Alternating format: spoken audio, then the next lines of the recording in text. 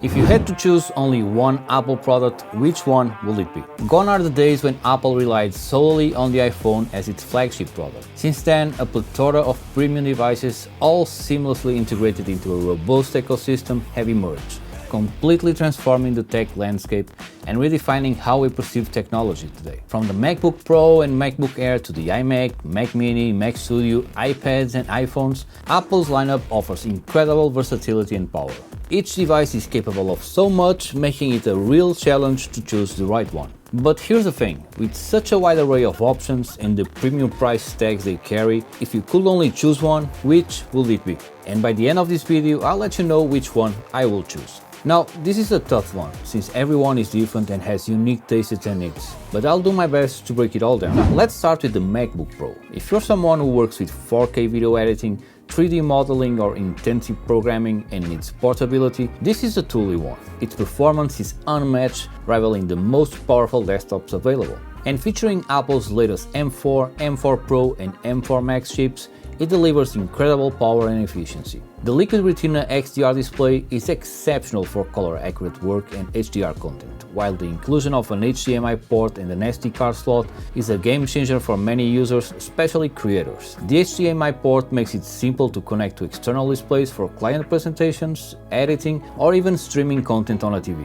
No dongles required. Meanwhile, the SD card slot is incredibly useful for photographers and videographers, allowing them to transfer files directly from their cameras. That said, the MacBook Pro does come with trade-offs. While the 14-inch model strikes balance between performance and portability, the 16-inch version is bulkier and less convenient to carry around. And while it's fantastic for media consumption, it's not exactly the most comfortable option for lying down on the couch. Starting at $1,600 for the base M4 model, $2,000 for the M4 Pro chip, and over $7,000 for a fully upgraded configuration. It's a significant investment. Still, for those who need ultimate performance on the go, it's worth every penny. Then there's the MacBook Air, which has become the go-to device for students, professionals on the go, or anyone who values portability. Sleek, incredible lightweight, and surprisingly powerful, it handles everyday tasks like note-taking, spreadsheet management, and browsing with ease. Don't underestimate its capabilities though. It's more than capable of handling light photo editing, coding, and even light 4K video editing, which is impressive for such a thin and portable device. However, its two Thunderbolt ports can feel limiting if you rely on external monitors, SD cards,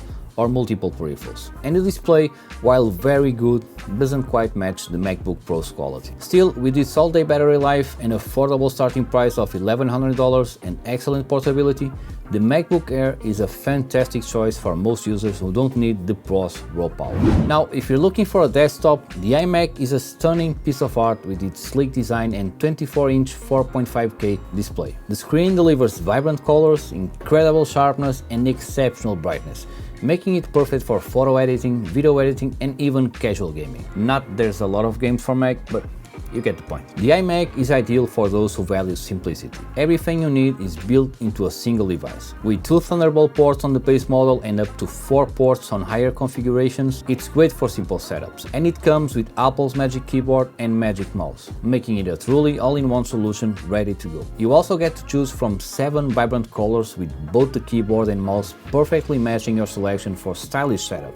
However, like the Mac Mini, you're tied to a desk, which isn't ideal for those who need portability. As for the pricing, the iMac isn't the cheapest option, starting at $1,300 for the base model with only 256 gigs of storage. In my opinion, you should at least upgrade the storage to 512 gigs, which costs an additional $200, bringing the total to $1,500. If you want more power and ports, you'll need to upgrade the chip as well, which raises the total to $1,700, which to me, this is a sweet spot to a good machine. Definitely not the most affordable option, but for the right user, it's a great one. And speaking of the Mac Mini, the latest model with the M4 chip brings a ton of power in a compact design, starting at just $1,600. It's an incredibly versatile desktop that punches well above its weight in performance. Whether you're working with 4K video editing, coding, or multitasking across multiple applications, The M4 chip handles these tasks well, especially if you opt for the M4 Pro configuration, which provides an extra boost for more intensive workflows. For the casual user, the base M4 model will be more than enough, although I would strongly recommend again upgrading the storage to at least 512 gigs, which raises the price to $800. Now, the Mac Mini excels in connectivity. It comes with 2 USB-C ports, a headphone jack, 3 Thunderbolt 4 ports, an HDMI port and a gigabit Ethernet port, making it one of the most versatile desktops in Apple's lineup and arguably the best bang for your buck.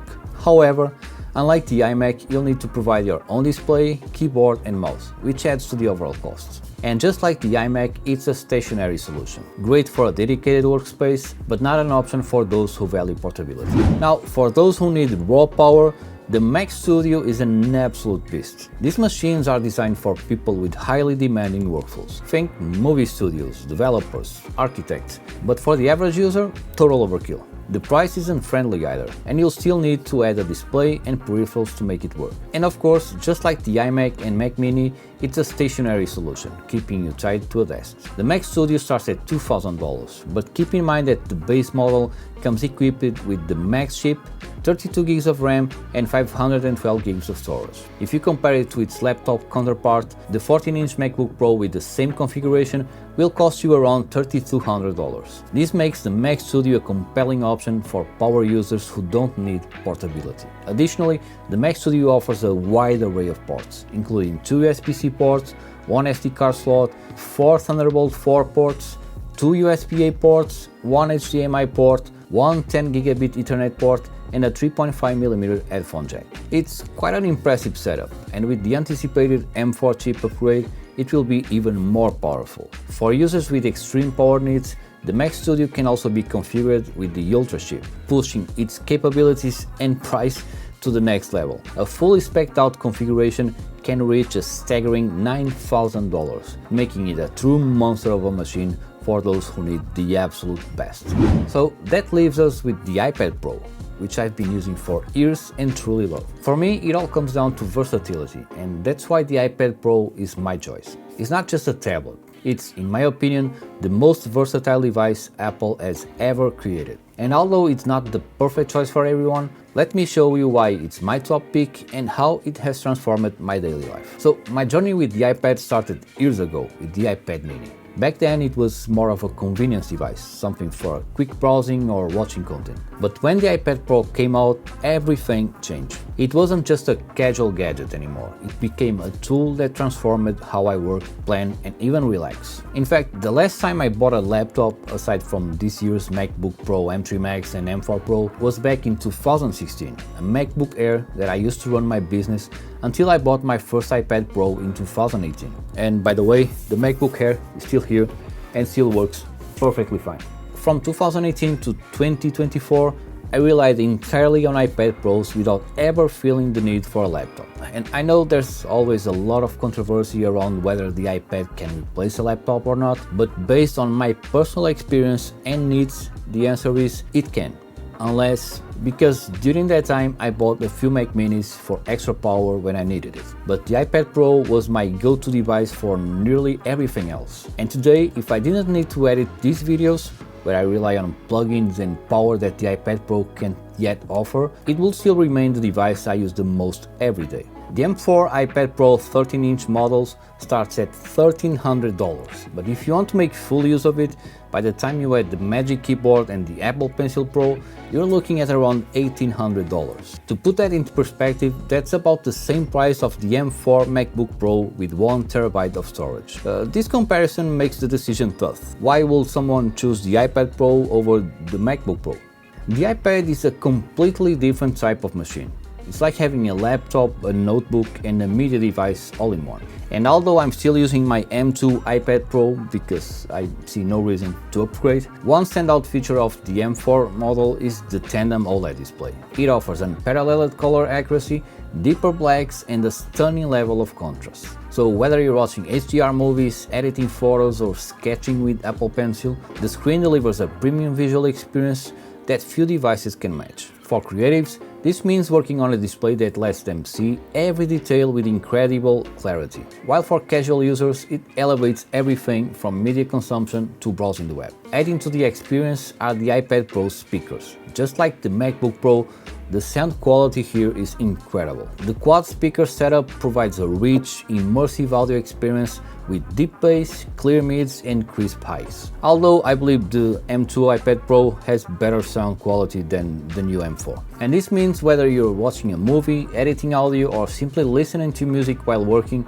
the speakers ensure you don't need external audio devices to enjoy great sound. For content creators, this is especially useful when reviewing projects or even presenting to small groups. It's also a completely different experience working with iPadOS, which you'll definitely need to get used to. Not that it's hard, it's actually pretty straightforward, but it's different. Put it simple, if you use an iPhone, you'll feel at home with the iPad. Add the Magic Keyboard, which by the way is a great, sleek and beautiful keyboard, and the iPad becomes capable of handling all the everyday tasks you would do on the MacBook, from office work to web browsing and even light photo and video editing. While the MacBook Pro is undoubtedly more powerful and better for multitasking and pro-level apps, the iPad Pro excels in its flexibility. Now, bear in mind that the iPad is mostly an app-based device. Programs like Excel, Word and others, although functional, might lack certain features or simply work in a different way compared to their macOS counterparts. That said, I find that most apps are incredibly well integrated into iPadOS.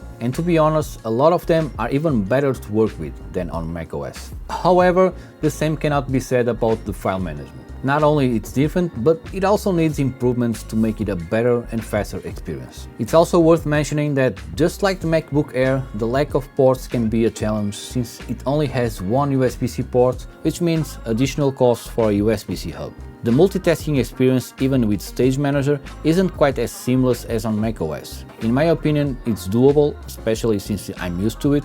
However, it's definitely not as refined as it could be. The ability to use both the keyboard trackpad and your fingers makes it a completely different experience too. And the biggest difference comes with the Apple Pencil because it opens up an entirely new world. If you're big into handwriting, whether for taking notes, reviewing documents, planning or studying, this is where the iPad really shines and becomes a completely unique machine. You can just snap it out of the Magic Keyboard and now you're in tablet mode. It's super lightweight, which makes it great for writing, drawing, doing presentations, or even lying down on the couch to read a book or watch YouTube.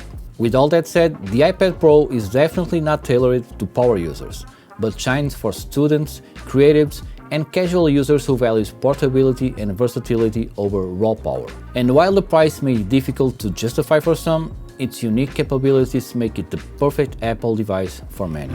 So, is the iPad Pro the perfect device for everyone? Definitely not. But if you're someone who values versatility and power in one sleek package, and you're not a power user needing extreme performance, it might just be the best investment you make. So, if I had to pick just one Apple product, this will be it. It's not just a gadget, it's a tool that enhances my daily life and makes me more productive. However, because I do need to edit videos and prioritize portability, my choice ultimately goes to the 14-inch MacBook Pro. So let me know in the comments which one will you choose and why. I would love to hear your thoughts. And if you'd like me to dive deeper into how I use the iPad Pro for productivity or creativity, feel free to let me know in the comments. I'll see you in the next one. Take care.